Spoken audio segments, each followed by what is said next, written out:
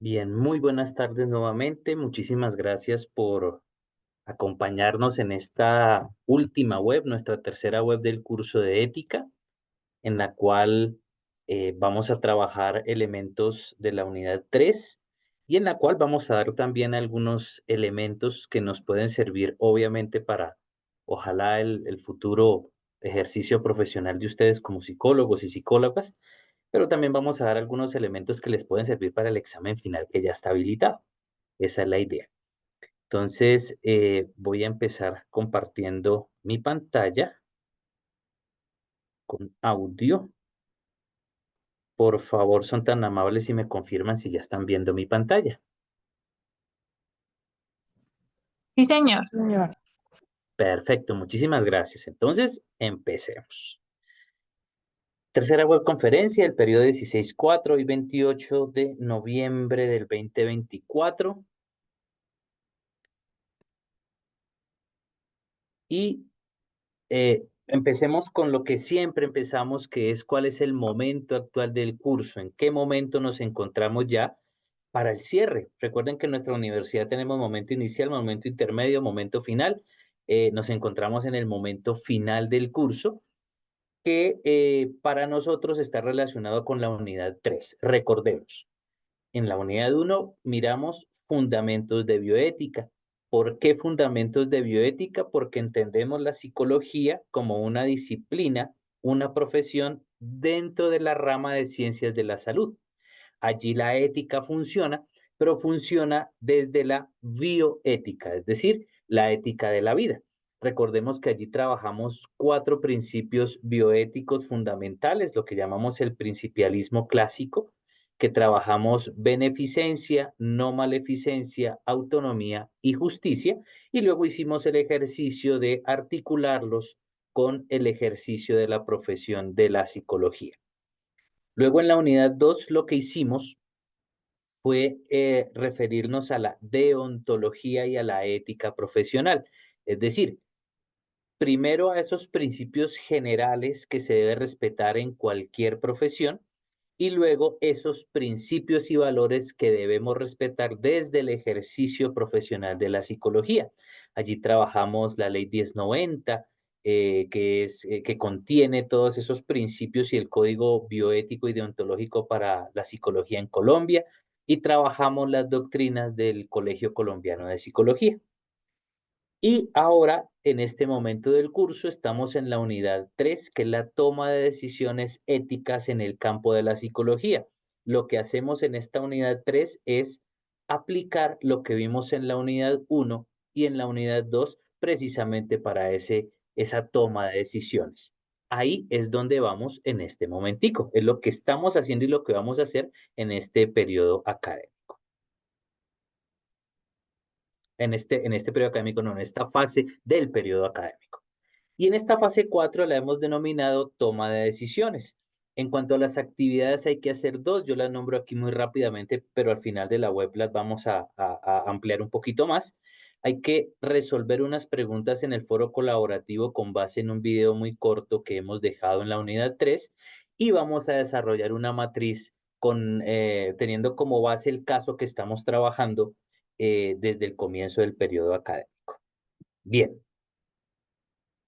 ya ubicados, entonces entremos en materia. Toma de decisiones éticas en el campo de la psicología. Aquí, en este tema que voy a trabajar, vamos a remitirnos claro a al centro de la unidad 3 y también vamos a dar unas pautas o unas ayudas para el examen final, porque miren que el examen final es tomar el caso que venimos trabajando de esta niña adolescente de 16 años, desde que empezó el periodo y al cual le hemos hecho algunas aplicaciones desde la bioética y desde la deontología. La idea ahora es dar una posible solución o unas alternativas posibles que implican una toma de decisiones. Eso es lo que vamos a hacer. Y para ello, empecemos con lo siguiente, un dilema ético. Vamos a aclarar qué es un dilema ético. Si a medida, obviamente, como hemos hecho en las otras oportunidades, si alguien tiene una pregunta, con toda la tranquilidad puede activar su micrófono y decirlo, puede hacerlo también en el chat, yo estoy aquí pendiente de esos elementos. Bueno, un dilema ético.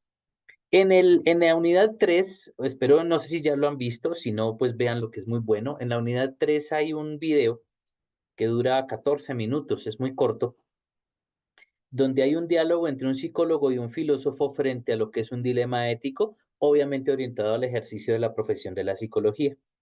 ¿Por qué un filósofo? Porque si hablamos de ética y de dilema ético, estamos en el campo de la filosofía. ¿Por qué un psicólogo? Porque lo vamos a aplicar al campo de la psicología. Entonces, miren, es muy sencillo esto de los dilemas éticos y es que no todo es un dilema ético. No todos los problemas que uno veo que se presentan orientados a una toma de decisiones es un dilema ético.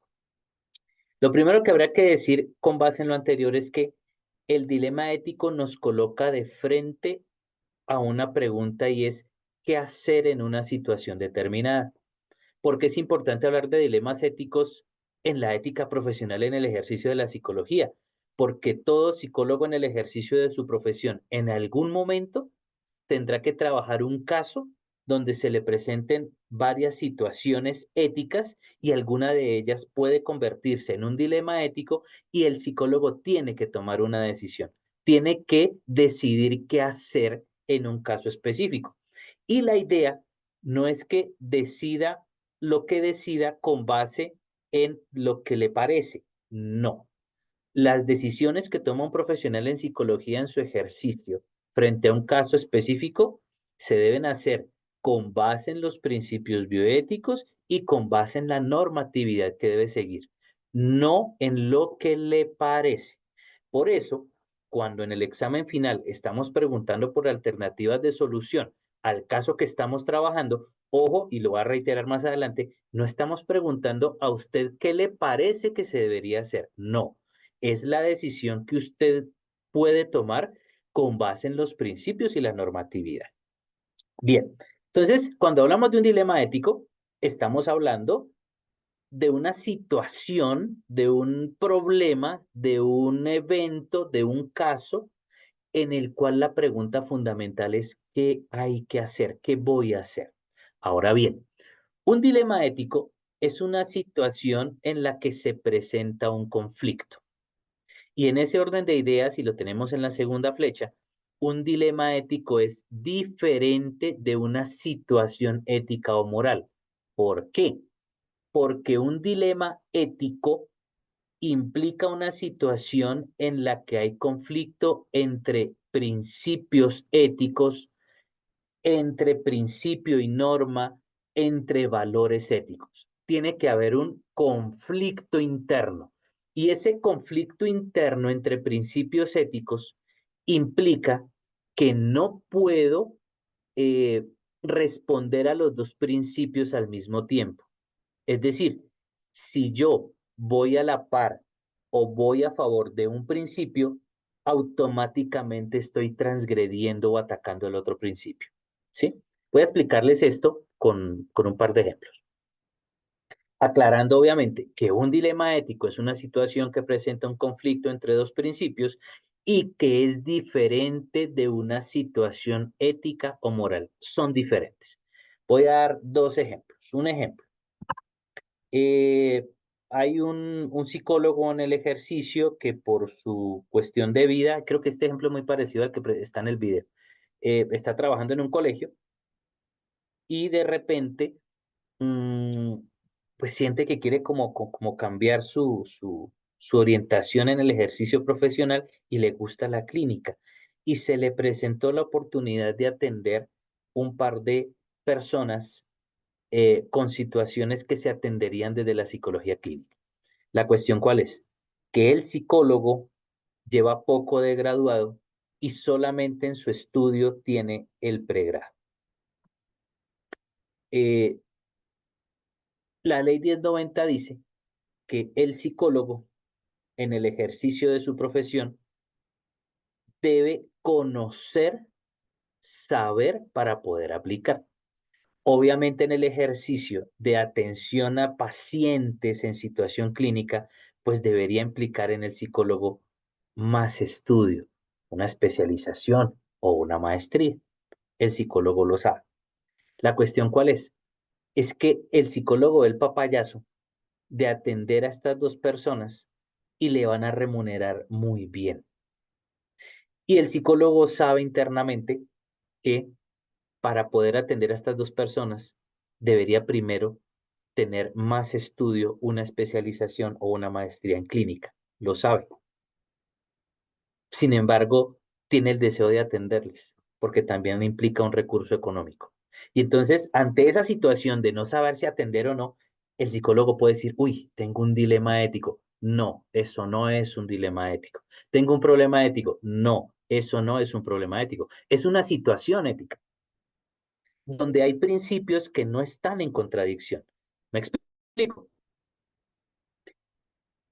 Los Es- posibles pacientes del psicólogo deben tener en sí mismos, en el ejercicio que haga el psicólogo con ellos, el principio de la beneficencia. Es decir, hay que hacerle el bien a los pacientes. Pero si el psicólogo no tiene la formación para actuar como clínico, pues corre el riesgo de que no sea un beneficio para el paciente que va a tener. Entonces el psicólogo estaría atentando contra el principio de beneficencia. Pero resulta que también estaría presente el principio de justicia, como hemos visto. Los pacientes merecen ser atendidos por alguien que sepa, por alguien que maneje las situaciones y que tome las decisiones más adecuadas. Principio de justicia. ¿Qué pasa ahí? El psicólogo estaría atentando también contra el principio de justicia que se le debe dar al paciente. O sea que beneficencia y justicia aquí no están peleando. Voy a decirlo en otras palabras más coloquiales. No hay un dilema ético porque el psicólogo tiene perfectamente claro qué es lo que debe hacer. ¿Qué es lo que debe hacer? Negarse a atender los dos pacientes y primero especializarse en clínica. El psicólogo sabe qué es lo que tiene que hacer. No hay ningún dilema ético. Que hay un dilema interno de pronto donde él dice, uy, la platica que me llega voy a negarla, pero es que yo no sé de eso. Ah, bueno, eso es otra cosa, pero no es un dilema ético y reitero, ¿por qué no es un dilema ético? Porque él sabe perfectamente qué es lo que debe hacer. Eso cabe, esto de los dilemas éticos es en cualquier profesión. Un ejemplo, no sé, un ejemplo de la docencia. Estoy terminando, ahorita que estamos finalizando, estoy terminando notas y llega un estudiante y me llama y me dice, Daniel, voy a perder. Venga, yo le paso esta platica y usted pues me pasa, no es mucho, ¿no? Ah, carambolas, ¿entré yo en un dilema ético? No, yo no entro en un dilema ético. Puedo entrar en un dilema personal, donde digo, uy, yo sé que no debo hacer eso, pero es que la plática me sirve ahorita en diciembre. Ah, bueno, pero eso no es un dilema ético. ¿Por qué no es un dilema ético? Porque yo tengo perfectamente claro que si hago eso, incurro en algo que no está bien. Lo tengo perfectamente claro. Entonces, un dilema ético es diferente de una situación ética o de una situación moral. Porque en una situación ética o en una situación moral, yo pienso que hago, que está bien o que está mal, pero no hay principios que choquen entre sí. En un dilema ético, por el contrario, sí chocan principios entre sí. Y el ejemplo más claro que les voy a dar, y ahí les voy dando unos tipsitos para su examen final, es el caso que estamos manejando nosotros en este periodo. Una niña de 16 años que teme por estar embarazada, tiene relaciones sexuales con su novio, pues la única pareja, pero son relaciones sexuales de riesgo, y llega angustiada donde el psicólogo y le dice, parece que estoy embarazada. Y si estoy embarazada, yo aborto. Ya ha venido en un proceso con el psicólogo y tenemos dos principios que sí están chocando. El principio de la confidencialidad, de la autonomía, la autonomía.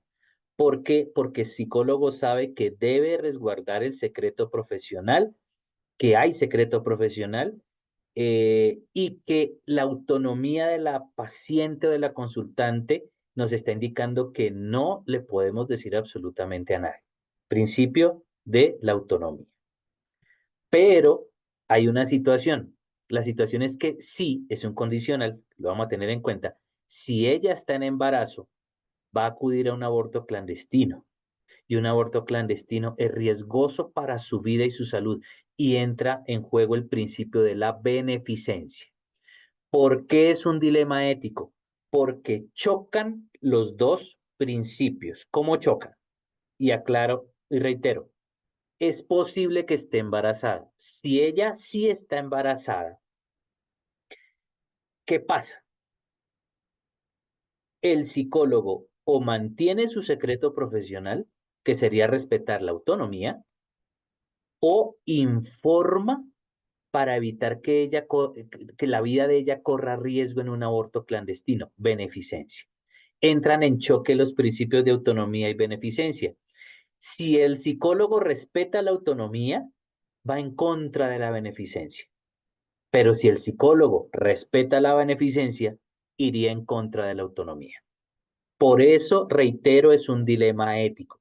El dilema ético se da cuando los principios o los valores entran en choque el uno con el otro. Si yo voy por un principio, ataco al otro principio; si voy por el otro principio, ataco al primer principio, y necesariamente al tomar una decisión voy a atacar uno de los dos principios. Por eso es un dilema ético. ¿Listo? Reitero, es diferente un dilema ético de una situación ética. En la situación ética uno sabe qué está bien y qué está mal, uno sabe qué hay que hacer y cómo se define y ya. En un dilema ético no, por eso es tan complicado el dilema ético, porque hay dos principios y el psicólogo, en el caso de la psicología, tiene que tener la claridad, tanto en principios como en normativa, de qué hacer para no embarrar. Listo. Aquí abajo nos dicen, una situación en la que se está condenado a cometer una falta. Sin importar lo que haga, hará algo equivocado o faltará una obligación, nos dice McConnell, ¿no? ¿Por qué? Reitero, porque si voy a favor de un principio, estoy transgrediendo el otro principio. Bueno, eso es un dilema ético. Sigamos. Ahora bien, resulta que en el texto que estamos leyendo nosotros del modelo de tres niveles nos dice que cuando hay situaciones eh, dilemáticas, valdría aplicar el principio del doble efecto. Aquí les voy a mostrar qué es el principio del doble efecto con estos videos que son muy corticos y que ustedes ya conocen y que son muy buenos. Entonces les pido el favor que lo escuchemos. Existen intervenciones en las cuales, buscando un efecto positivo en el usuario, es necesario llevar acciones que él no desearía. En este caso, se está actuando de acuerdo al principio del doble efecto. Evaluar una situación de acuerdo al doble efecto es tomar una balanza donde, por una parte, se tiene la beneficencia del usuario, aquello que se pretende alcanzar con la intervención. Por el otro, se tiene algún mal que sufrirá, incomodidades, momentos de ira, mentiras, ir en contra de sus deseos inmediatos o solicitudes pueden ser algunos de estos males justificados. Si el beneficio que se pretende alcanzar es tal que tiene un mayor peso que el mal, entonces el psicólogo estará justificado a actuar buscando este beneficio y tolerando la consecuencia negativa. En un caso extremo, puede haber principios éticos encontrados y le corresponderá al psicólogo evaluar la situación y definir cuál será el que deberá perseguir como un bien. Recuerde, el doble efecto no es una justificación para actuar incorrectamente, violar la normatividad que rige la profesión o dejar de lado una obligación, y debe ser usado solamente cuando se busca activamente el bienestar del usuario. Listo. Fíjense en algo. Nos están hablando del principio del doble efecto, sobre todo de todos los principios, de los cuatro principios, nos están hablando mucho del principio de la beneficencia. ¿Eso qué quiere decir? Que normalmente cuando hay un dilema ético, algunos autores han dicho que el principio que prima sobre los demás es el principio de la beneficencia.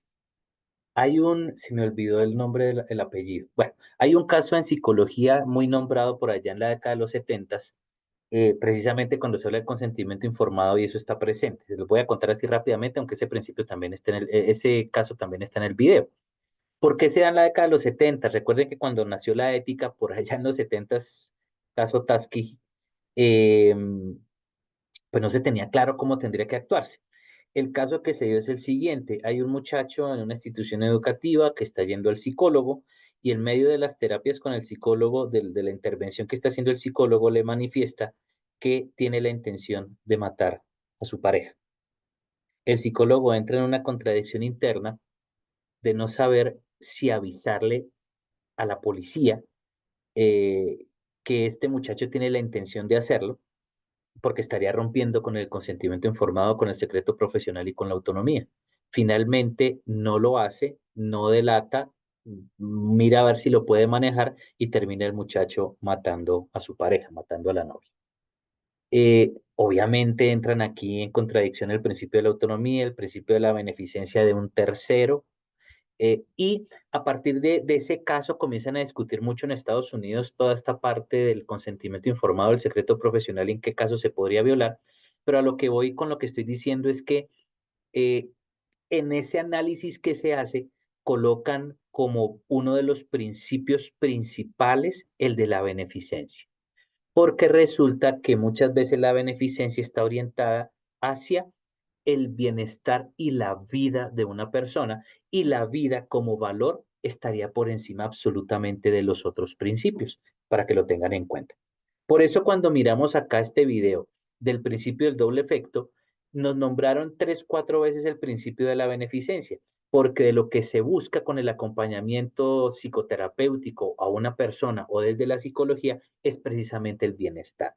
Ahí es donde el psicólogo tiene que entrar a ver si tiene que aplicar el principio de doble efecto y ver cuál de los principios que están en juego estaría por encima de los otros para tomar la decisión más adecuada. Bien, listo el principio del doble efecto. Ahora,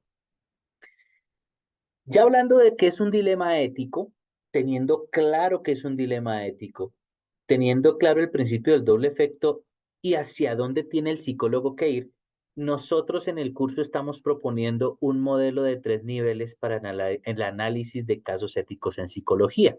Este modelo de 3 niveles está escrito específicamente para la psicología en Colombia.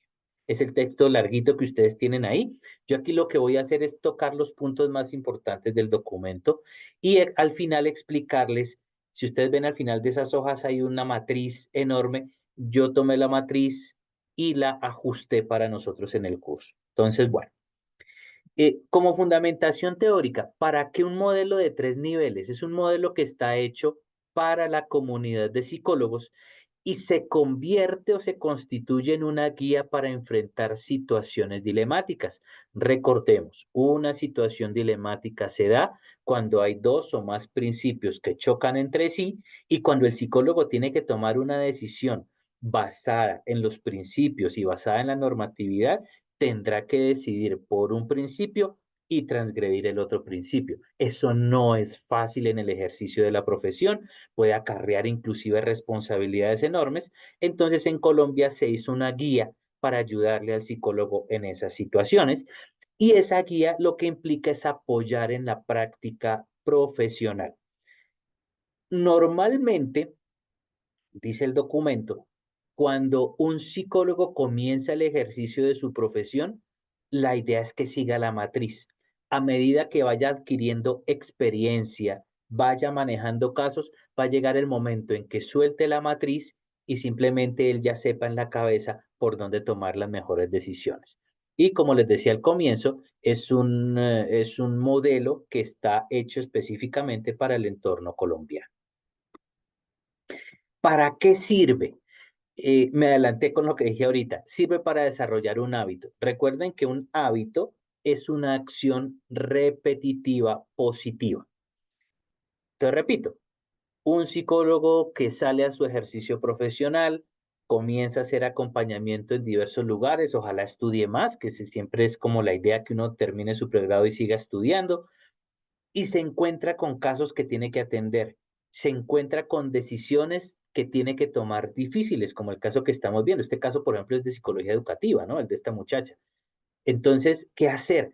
Bueno, toma el modelo, analice el caso a partir del modelo y vaya adquiriendo experiencia en el manejo de los principios y en la toma de decisiones. Generar un hábito. Sirve también para considerar los elementos necesarios para evaluar una situación. Yo repito por segunda vez y lo voy a hacer por tercera vez más adelante. Cuando hay una situación que plantee un dilema ético y toque tomar decisiones, ojo, no es lo que al psicólogo le parece, no es lo que a la psicóloga le parece. Es una decisión con base en los principios bioéticos y es una decisión con base en la normatividad vigente para el psicólogo. Entonces, hay que considerar los elementos necesarios para evaluar la situación. Hay que considerar los principios, hay que considerar la ley 1090, hay que considerar las doctrinas psicológicas. Implica un proceso de aprendizaje, lo que les decía también, implica que él vaya aprendiendo y ella vayan aprendiendo cómo se manejan los casos para que después tenga toda la experiencia del mundo para saber cómo se hace, e implica ese modelo un entrenamiento en un entorno académico o en el diario de desempeño profesional. Nosotros aquí lo estamos proponiendo en un entorno académico. Nos dice el documento que hay dos tipos de análisis, un análisis pre-hoc y un análisis post-hoc. Un análisis antes de la situación y un análisis posterior a la situación. Entonces, ¿cuál es la diferencia entre los dos tipos de análisis? Y cada psicólogo en el ejercicio de su profesión seguramente mirará si lo aplica pre o lo aplica post. Si es pre, es que se presentó el evento, se presentó la situación dilemática y antes de tomar una decisión, trabaja con la matriz. Por eso es pre-hoc. Antes del evento, evaluar las posibles alternativas de solución y con las posibles alternativas que tiene que hacer, establece qué va a hacer. Es decir, utiliza el modelo de análisis para tomar la decisión que luego va a ejecutar. Ahí sería un análisis pre-hoc. ¿Cuándo es un análisis post-hoc? Cuando ya ocurrió el evento, cuando ya se tomó una decisión y en cierta forma queda la duda si se hizo bien o no. Entonces, después del evento, se utiliza la matriz para evaluar si las decisiones que se tomaron fueron las más adecuadas o no y tienen un valor, obviamente, dentro de la educación y dentro de la evaluación. Reitero, el modelo que les estamos presentando es para evaluar situaciones difíciles, dilemáticas, que nos van a ayudar a tomar la mejor decisión. Un modelo de estos, basado en la normatividad colombiana, tiene como fundamento tres columnas: el respeto a la dignidad humana, una conducta profesional apropiada y la integridad en la profesión. Miren que estas tres columnas en cierta forma nos están sintetizando la unidad 1 y la unidad 2. La unidad 1 de los principios bioéticos que acompañan el ejercicio de la profesión de la psicología y la unidad 2 donde está toda la normatividad vigente en la ley 1090 y también en los principios del Colegio Colombiano de Psicólogos. ¿Cuáles son entonces estos tres pilares? El respeto a la dignidad humana, y el respeto a la dignidad humana implica justicia y respeto, implica el consentimiento informado, recuerden que eso está ligado a la autonomía, intimidad y confidencialidad, vinculado a la autonomía y a la beneficencia, y el manejo adecuado de la información, que es una de las doctrinas que trabajamos. Siempre por encima de absolutamente todos los ejercicios está la dignidad humana. Y siempre en el ejercicio de la psicología, como de cualquier otra profesión de las humanidades y de la salud, parte del ser humano va hacia el ser humano y el respeto a la dignidad humana es primordial. Lo segundo, una conducta profesional apropiada. ¿Qué implica eso en el psicólogo? Mantener los registros actualizados, responsabilidad en el ejercicio profesional, trabajo en equipo y en redes.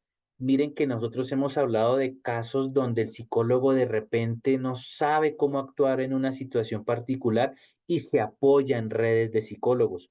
¿Por qué? Porque en el ejercicio de la profesión ustedes saben perfectamente que la experiencia es muy válida y necesaria. Suspensión y terminación de servicios psicológicos. ¿Cuándo saber el psicólogo hasta dónde puede llegar? ¿En qué momento debe finalizar? Evaluaciones psicológicas y obviamente toda la cuestión de la investigación que va muy unida a la formación permanente. Un psicólogo no puede quedarse solamente con lo que aprendió en el pregrado, obviamente. Tiene que seguir estudiando, tiene que seguir formándose porque es una profesión dinámica. Y finalmente, la integridad en el ejercicio de la profesión. La buena reputación del psicólogo. Creo que aquí lo hablamos en la web pasada en algunos casos. Yo conozco casos de psicólogos que atienden, bueno, tienen su consultorio personal, son clínicos, atienden y conozco los psicólogos de los cuales se dice que es muy bueno, que respeta la autonomía, etcétera. Pero también conozco casos donde las personas dicen, uy, a ese psicólogo no, porque, miren, ¿por qué? Yo conocí el caso de uno que la vida, ¿cómo es? La vida es un pañuelo, donde resultó hablando con otra persona del paciente que tenía y esa persona a su vez habló con un tercero cuarto que conocía y era vínculo entre el psicólogo y el paciente. Y se termina enterando el paciente que el psicólogo está hablando de lo que le está atendiendo. Terrible, terrible porque daña la reputación, terrible porque no nadie dice, no, allá no se acerque, ¿no? He conocido el caso del psicólogo que atiende, pero trata como mal, como duro, y en una situación difícil, pues la persona no está para eso. Bueno, entonces, la integridad implica que el ejercicio debe estar tan bien hecho que haya buena reputación. Y fíjense que eso no es solamente por mantener la buena reputación, una buena reputación hace que el psicólogo sea conocido y a nivel laboral que le vaya bien también. Manejo de los conflictos de interés. Ahorita vamos a ver un video hacia el final cuando hablamos de relaciones duales. Hay que tener cuidado con eso del manejo de los conflictos de interés. La veracidad, la verdad, seguimiento ético y metodológico y la actualización y prudencia en sus opiniones y conceptos profesionales. Muy importante todo lo que tiene que ver, obviamente, con las actualizaciones. Entonces, estos tres elementos, reitero, respeto a la dignidad humana, conducta profesional apropiada e integridad vienen siendo los fundamentos y los principios del modelo que estamos presentando para tomar la mejor decisión. Bien, aquí a presentar lo de ¿Alguna vez relaciones un amigo le ha duales. solicitado su opinión como Ya, voy a presentar lo de las relaciones duales. Esto de las relaciones duales tiene que ver con la integridad y el manejo, obviamente, de diversas situaciones. Entonces, les pido por favor que lo escuchemos y lo traje a colación porque está dentro del documento de los 3 niveles para que lo tengamos en cuenta. ¿Alguna vez un amigo le ha solicitado su opinión como psicólogo? ¿Quizá un estudiante o un colega en el trabajo? Estas son situaciones que pueden llevar a que se establezcan relaciones duales, donde la objetividad del psicólogo puede verse comprometida. Por la naturaleza de la intervención psicológica, se llevarán a cabo acciones que afectan personalmente al usuario y se compartirá información íntima, lo que puede afectar otras relaciones con él. Para evitar que haya un conflicto de intereses, el psicólogo deberá evitar asumir más de un rol siempre que sea posible, remitiendo las consultas a otros colegas. Sin embargo, en entornos como el de la psicología escolar u organizacional existe un alto riesgo de entrar en este papel. Por una parte, se es el psicólogo del colegio u empresa y por la otra, se es un compañero en la institución. En estos casos, siempre que se vaya a tratar temas sobre la información personal del interlocutor, damos las siguientes recomendaciones. Primero, aclarar las condiciones de confidencialidad y manejo de información, ya que para el usuario no es claro cuáles son los compromisos establecidos por el rol profesional y qué podrá hacer con la información. También se deberá expresar las condiciones del manejo de las dos relaciones, hasta dónde se habla desde la profesión, cuál es el rol que implica el contrato laboral y, en caso de darse, cómo se manifiesta la relación personal. Un caso particular es el de los registros psicológicos. Si se van a llevar, se deberá decir cuáles son y cómo se guardarán. Esta clase de documentación no existe en otros roles. Finalmente, se debe aclarar de qué rol se está hablando porque existe el lugar a confusión. Y si ésta se da, es una falla del psicólogo. Por esto, el mejor manejo para las relaciones duales es no tenerlas. Listo. Aquí quiero llamar la atención en esto de las relaciones duales sobre cuando hablaba de las recomendaciones, empezaba con aclarar y terminaba con aclarar. Hay que hacer claridad para mantener la integridad. Bien. Bueno, hasta aquí eh, estamos trabajando la unidad 3, dilemas éticos y el modelo de 3 niveles, cómo se hace, cuándo se haría y para qué. Obviamente, en nuestra clase de ética hay que aplicar el modelo de 3 niveles. Y esa matriz que ahorita les voy a presentar, que ustedes la ven allá y que tienen que desarrollar, pues, ¿cuál es el ideal? La he arreglado, la he ajustado para que ustedes la puedan imprimir y se la puedan llevar y cuando estén en el ejercicio de su profesión, si necesitan trabajarla, la trabajen para que cojan la experiencia que necesitan. Este modelo de 3 niveles que estamos presentando y que ustedes tienen allá en un texto, como dice acá, es una propuesta pragmática, pragmática es en la praxis, en la práctica, para el seguimiento de los procesos de evaluación en el entorno de una situación dilemática de tipo ético. Entonces, cerramos con esto la parte teórica y es Hay un dilema cuando se presentan dos principios que chocan entre sí y al decidir por uno, atacamos el otro. Esto se presenta en el marco de la toma de decisiones, donde un psicólogo ante una situación compleja tiene que decidir qué hacer. Este modelo de 3 niveles, como está original, presenta estos 3 niveles precisamente. Datos, sustanciación, fuentes, fundamentación y analítico propositivo. Nosotros hemos tomado esos 3 niveles y los hemos ajustado para que sean más puntuales, concretos y cortos, y es lo que vamos a presentar ahorita, explicando qué es lo que tenemos que hacer en la fase 3 y cómo se va a llenar. Bien, hasta aquí. ¿Hay alguna pregunta, alguna inquietud? Me confirman si sí o si no, y si no, seguimos. No, señor. No, señor. No, Ok, señor. muchísimas gracias. Perfecto, muchas gracias, muchas Claro. gracias.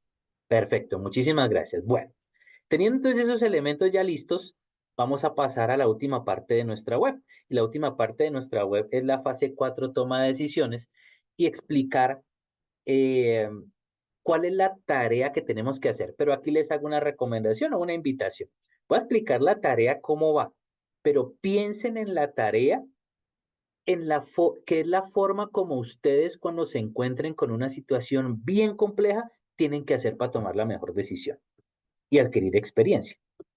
Entonces, miren, ¿cuáles son los pasos de nuestras fases en el curso, en esta tarea? La primera fase es estudiar los documentos de la unidad 3. Son solo dos. El video, Diálogos Éticos 1, cómo abordar un dilema ético, dura 14 minutos, es muy corto, pero es muy preciso y muy bueno.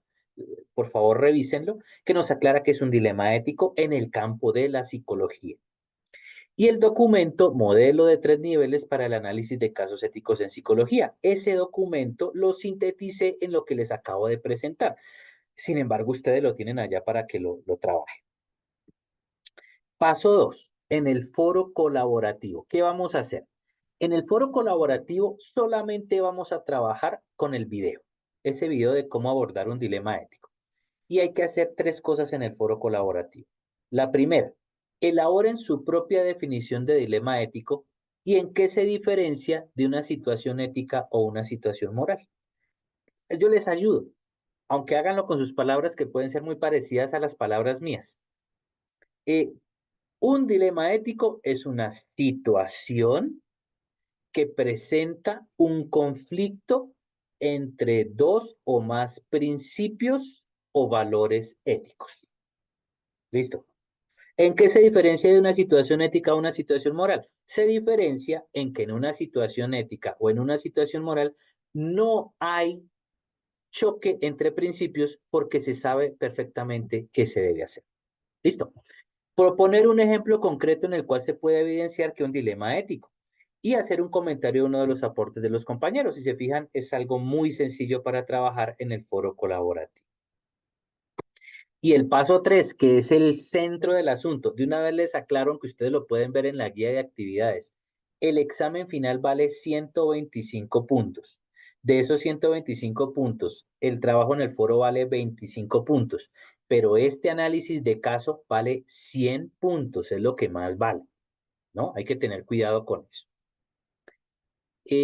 Paola, en la definición se debe citar, muy buena pregunta. No necesariamente. Bueno, depende. Te lo voy a poner en estos términos. Como la definición que vas a dar es creada por ti con tus propias palabras, no hay necesidad de citar.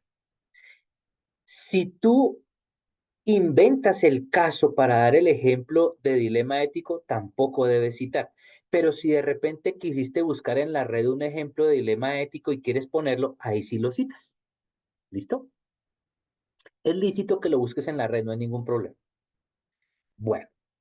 Entonces, vamos al análisis de caso, toma de decisiones. Analizar el caso, con gusto, Paula, analizar el caso presentado en la fase 2, con base en el estudio del texto modelo de 3 niveles para el análisis de casos éticos en psicología, desarrollar la matriz de análisis de casos éticos, anexo 2, matriz de análisis, no debe subir la matriz al foro colaborativo, y voy a quienes están aquí en la web, y ojalá quienes la vean, a darles un bonus por ver la web. Y les voy a indicar por qué lado nos vamos a ir.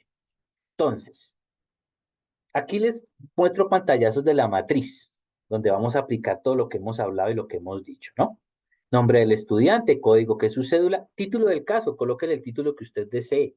Niña embarazada, no, así empiezan los chismes, no es una niña embarazada. Niña con situación difícil que se acerca al psicólogo. Bueno, coloquen el caso, el título que ustedes deseen. Lo primero que vamos a hacer es el primer nivel.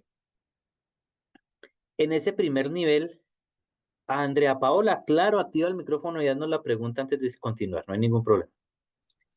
Bueno, profe, ¿vas a explicar como tal la matriz paso por pase por pase? Sí, Ah, listo, listo. Entonces yo espero aquí que no entiendo una cosita la fase 2. listo, perfecto, no hay problema.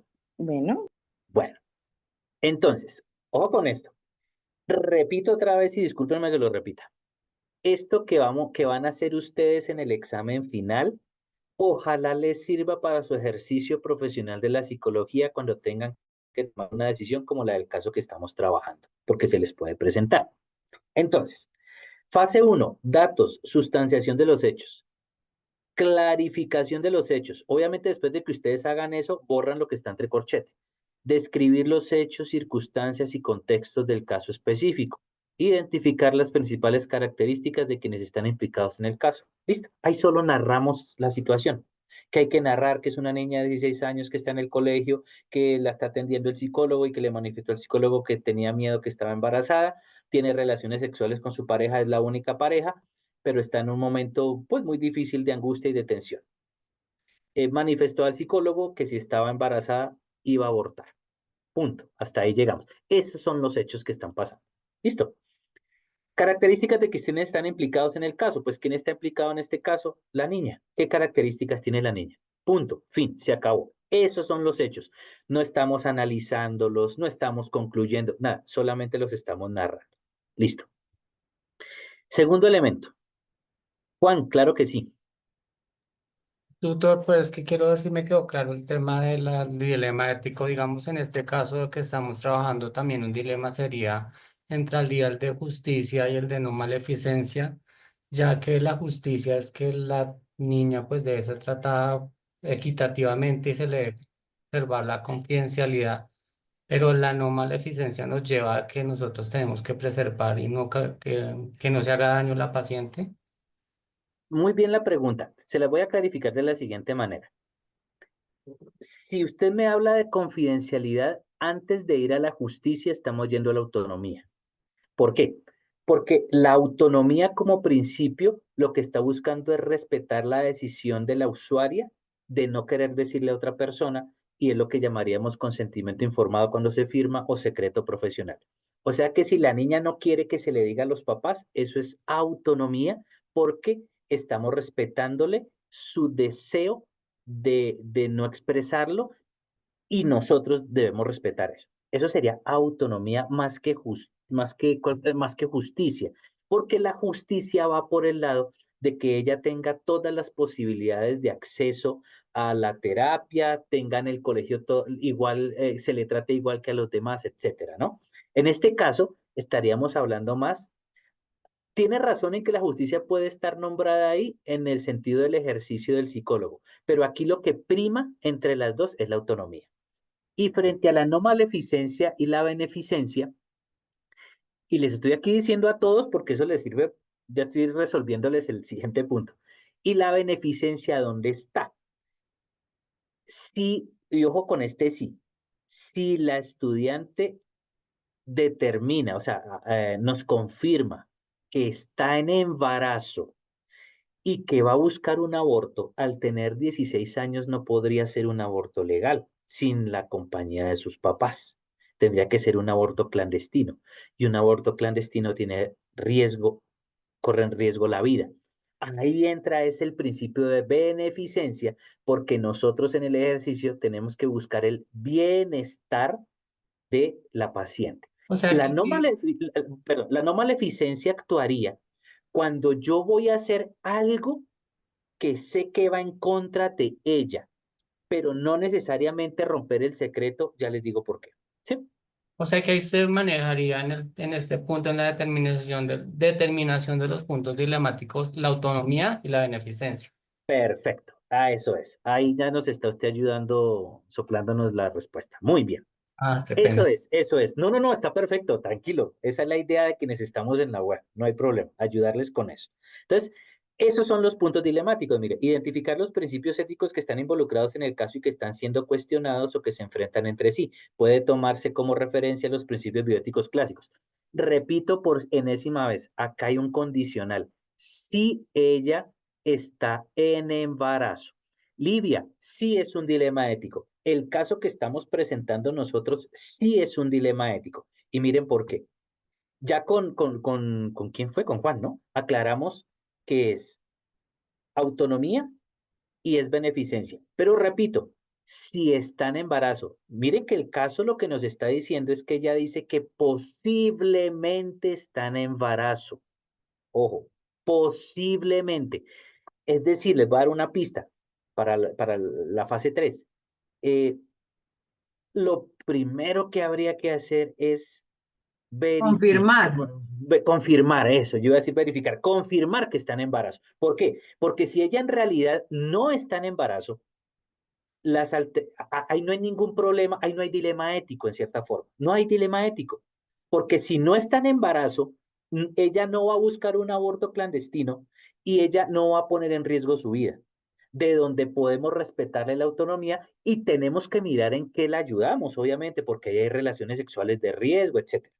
Pero ojo, si sí está en embarazo, se nos complicó el asunto porque se nos presenta el dilema. ¿Cuál es el dilema? Miércoles, tengo que respetarle a ella la autonomía.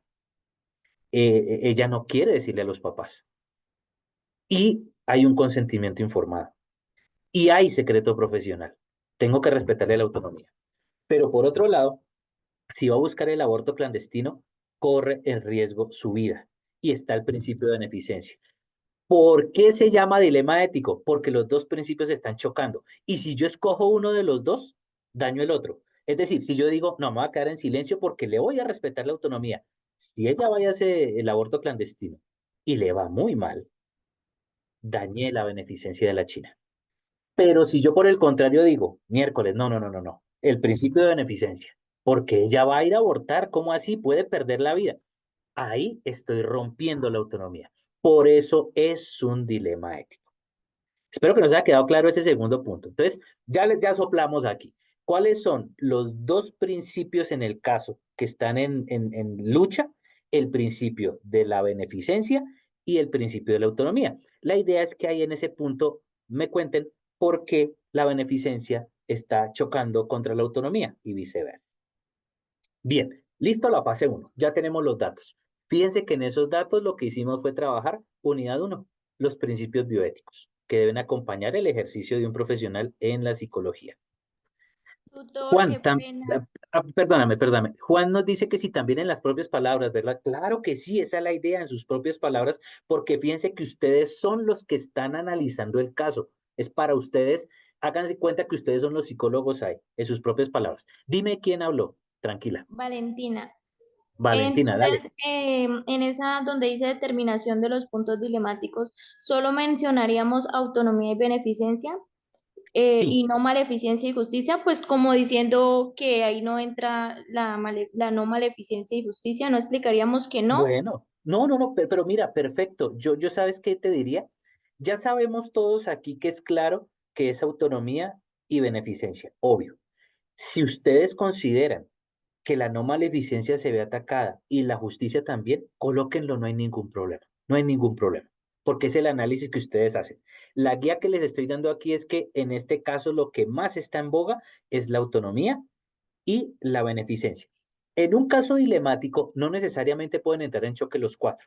Mínimo tienen que entrar en choque dos. En este caso estamos viendo que es autonomía y beneficencia. Pero si ustedes consideran en el análisis que hay algún elemento que para ustedes debe tomarse en cuenta, tienen toda la libertad de colocarlo. Vale, Bien, tutor, muchas gracias. con gusto, Valentina. Vamos a la fase 2. Bueno, la fase 2 lo que nos está implicando, ya tenemos claro que hay dos principios en choque. Lo que la fase 2 nos va a ayudar es a mirar a nivel de normatividad y de fundamentación que podemos hacer. Y el bebé es injusto en caso de embarazo. Sí, ahí habría, uy, es difícil eso que estás diciendo, pero ahí habría un tercero también involucrado. Despropio solapa al otro sí o sí. Exactamente, Livia. El uno solapa al otro. Bien. Entonces, aquí por enésima vez, por cuarta vez le reitero, por Dios, cuando en un caso de dilemas éticos a ustedes se les pregunte qué deben hacer, no es lo que a ustedes les parezca, no. En el curso de ética del periodo pasado teníamos un caso diferente, difícil también, y alguien en el examen contestó, a mí me parece que, y pues la embarró en lo que la decisión a tomar, no es lo que a uno le parece, es lo que los principios bioéticos me orientan y es lo que me dice la normatividad. Entonces, aquí tenemos en fuentes dos elementos: fuentes éticas y normativas, fuentes de referencia. Hola, buenas tardes. Entonces, ¿qué va en fuentes éticas y normativas? Exponer el contenido de los artículos o secciones de las fuentes éticas, Código Deontológico y Bioético del Psicólogo, Doctrina del Tribunal Colombiano de Psicólogos, normativas, constitución, leyes que pueden servir para analizar el caso y proponer una solución. Les voy a dar una pista. Discúlpenme un segundo, que usuario dice, acabo de entrar hace como 5 minutos y no se escucha nada. Hola, voy a contestarle. Hola, hola. Revisa tu conexión porque estamos dialogando y nos escuchamos. Y nos escuchamos. Listo. Entonces, en este primer punto donde dice fuentes éticas y normativas, coloquen ustedes ahí, citando la norma, que consideran que debe tenerse en cuenta para solucionar este caso. Me explico, les voy a dar solo unas pistas. Estamos hablando de consentimiento informado, ¿cierto? Estamos hablando de secreto profesional, pero resulta que ustedes estudiaron en las doctrinas que hay unas excepciones específicas en las cuales el psicólogo podría romper el secreto profesional. Entonces, ¿qué haríamos en las fuentes éticas y normativas?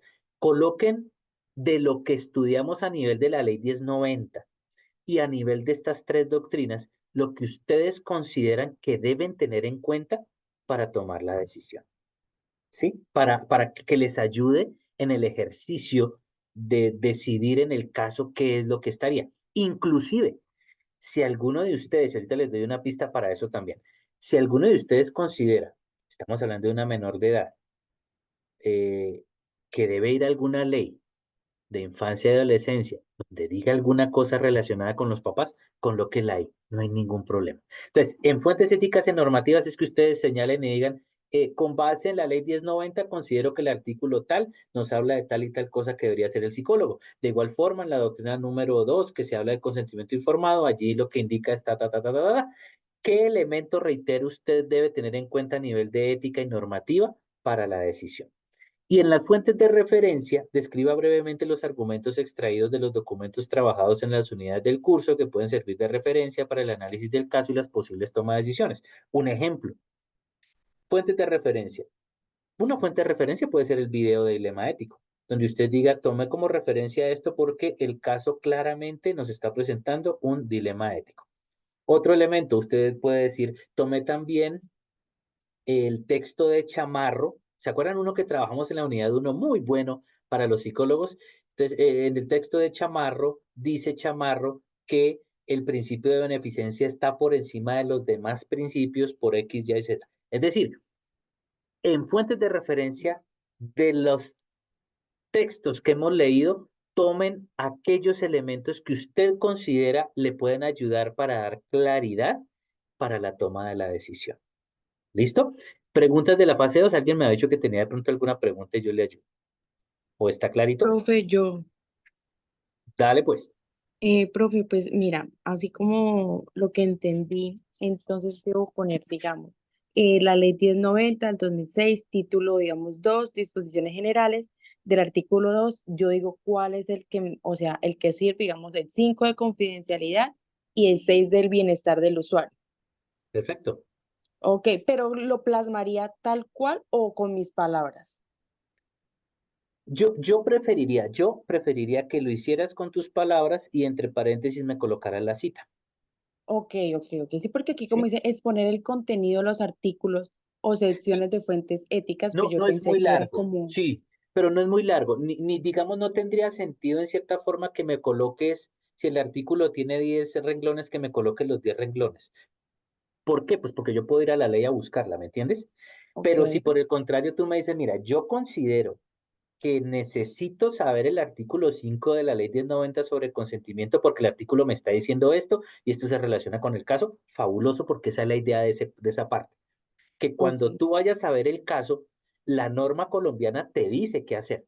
Sí, por ejemplo, mira, puede alguien que diga, no, yo no voy a romper el secreto profesional ahí, así ella se vaya a hacer un aborto clandestino, porque es que hay que mantener el secreto profesional por encima de todo y si no me voy para la cárcel. Espérate un momento, ¿qué dice la normatividad colombiana sobre el secreto informado, sobre el secreto profesional? De repente hay unas excepciones, por eso es necesario conocer esa normatividad.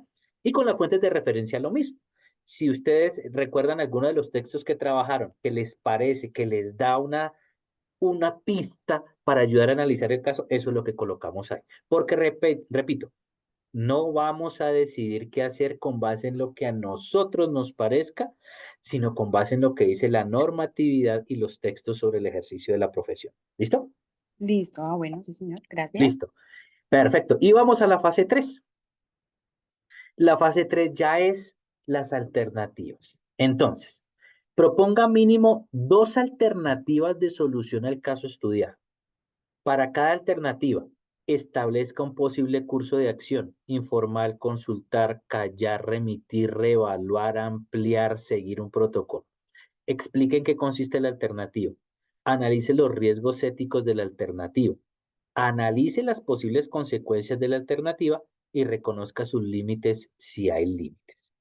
Entonces, en este caso, uno podría decir, pues hay 2 alternativas, ¿no es cierto? La primera alternativa es mantenerse uno en silencio, respetar el consentimiento informado. La segunda alternativa es que los papás sepan, ¿cierto? Pero aclaro, acuérdense, si confirmamos que está en embarazo, ahí ponemos las 2 alternativas. Y a su vez, cada alternativa pues tiene unas especificaciones, que son las que ustedes colocan ahí. Daira, vas con la segunda, ok, fabuloso, está muy bien, pero ojo, me deben colocar las 2, me deben colocar las 2 y explicar las 2. Y fíjense que en cada alternativa puede haber variantes. Aquí les voy a dar pistas para que ustedes las piensen cuando vayan a hacer el ejercicio. Variantes. Si uno dice, por ejemplo, los papás tienen que saber, es decir, si está en embarazo y si va a buscar un aborto clandestino, ahí entran las variantes que ustedes tienen que ver porque hay mil y un variantes.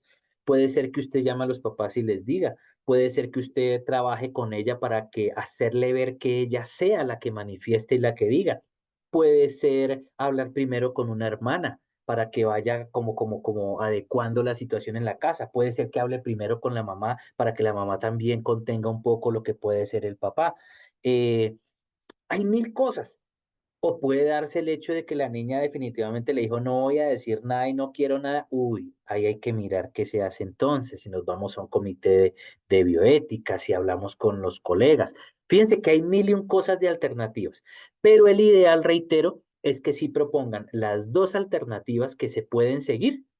¿Para qué? Ojo, en la propuesta conclusiva, usted ya se vaya por la alternativa que escogió. Construya una posición resolutiva, es decir, indique la alternativa que ha seleccionado para resolver el caso, escriba su decisión final. Entonces usted me pone, mire, las 2 alternativas que tiene son, la primera es tal, la segunda alternativa es tal y la propuesta conclusiva es tal.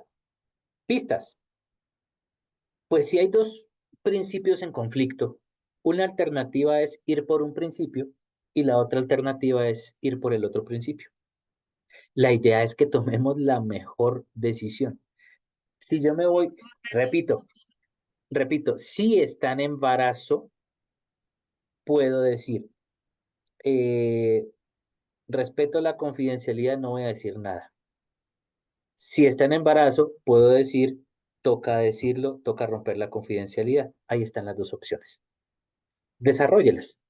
Y al final tome la mejor decisión, lo que usted considere que está mejor. Doctor, Si es, una alternativa, qué pena, podría sí, ser, digamos, remitir o ampliar al equipo de consulta. Vea, yo, porque lo que usted dice, o sea, primero hay que confirmar si está embarazada, porque pues, no se sabe. Entonces, una de mis alternativas puede ser como remitir a hacerse un chequeo general, por ejemplo, o sea, lo pongo desde ese punto.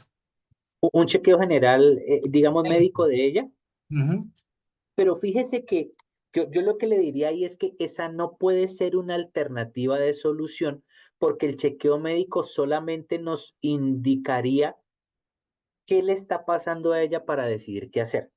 En otras palabras, el chequeo médico nos estaría indicando si hay conflicto, si hay dilema ético o no hay dilema ético.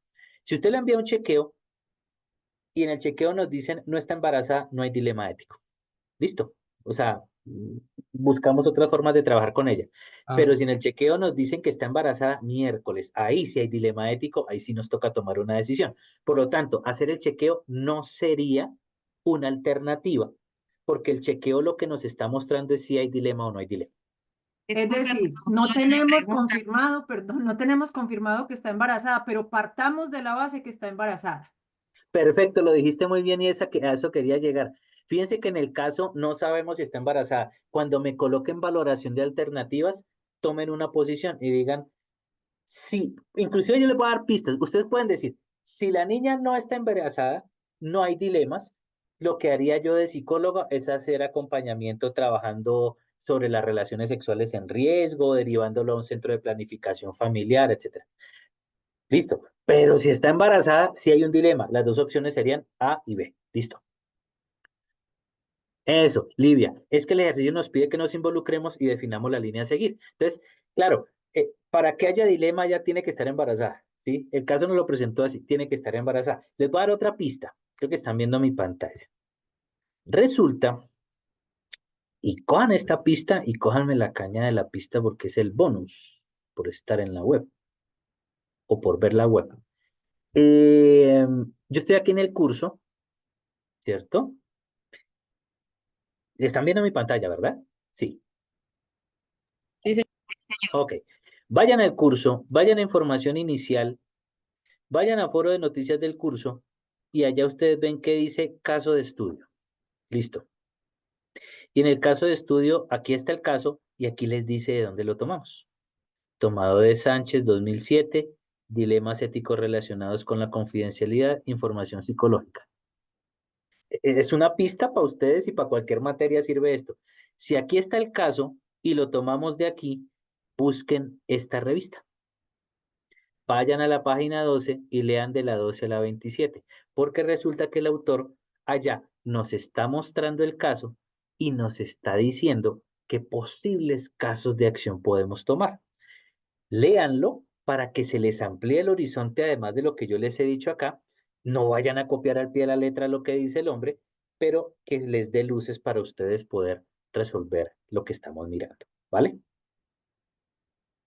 Bueno, y finalmente, lo tenemos acá para mostrarlo. Finalmente, esta matriz se debe entregar el día martes 10 de diciembre. No deben subirla al foro colaborativo. Es para entregar el día 10 de diciembre. Estamos a menos de 2 semanas para hacerlo.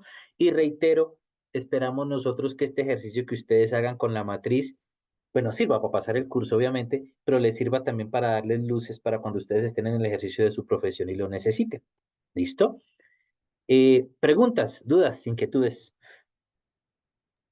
¿O Mi está Dios claro? lo bendiga, muchas Tutor, gracias, muy interesante y yo me retiro porque tengo otra clase enseguida. Tranquila, muchas gracias por Muchas gracias, acompañarnos. feliz tarde. Con gusto. Tutor, disculpe, o sea que en base a lo que usted dijo, de acuerdo a las dos proposiciones de solución, este, hay que partir es del dilema ético. Si está embarazada, proponerlo desde ahí. La otra no Exactamente. sería una proposición. Sí, es como para que... Correcto, correcto.